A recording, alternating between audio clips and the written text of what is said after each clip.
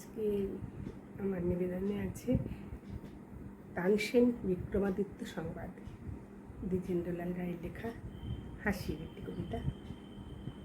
হো, বিক্রমাদিত্য রাজার ছিল নবরত্ন ভাই, আর তানসেন ছিলেন মহা ওস্তাদ, এলেন তাহার সভায়।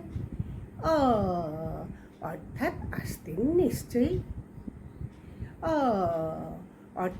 আসতেন নিশ্চয়ই তানসেন বিক্রমাদিত্যের কোর্টে।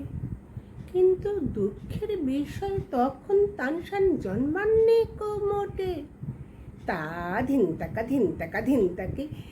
তাকে ম্যাও। যা হোক এলেন তানসেন কলিকাতায় চড়ে রেলের গাড়ি, আর হুগলি ব্রিজ পার হয়ে উঠলেন বিক্রমাদিত্যের বাড়ি। অর্থাৎ উঠতেন নিশ্চয়, কিন্তু রেলপোলো তখন হয়নি, আর বিক্রমাদিত্যের ছিল অন্য রাজধানী উজ্জয়িনী। তা ধিন তাকে ম্যাও।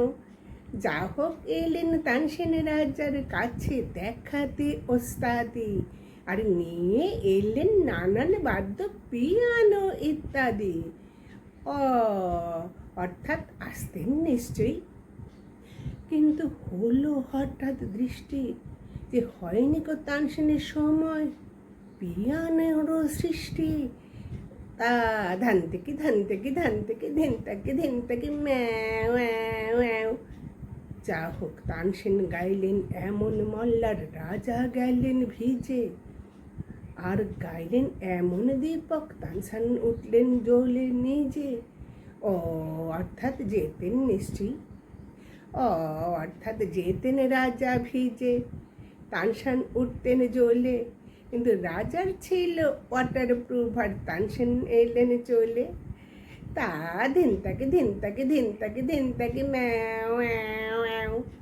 হলো সেই দিন থেকে প্রসিদ্ধ তানসেনের গীতি বাদ্য, আর আজও রোজ অনেক ওস্তাদ করেন তাহার শ্রাদ্ধ।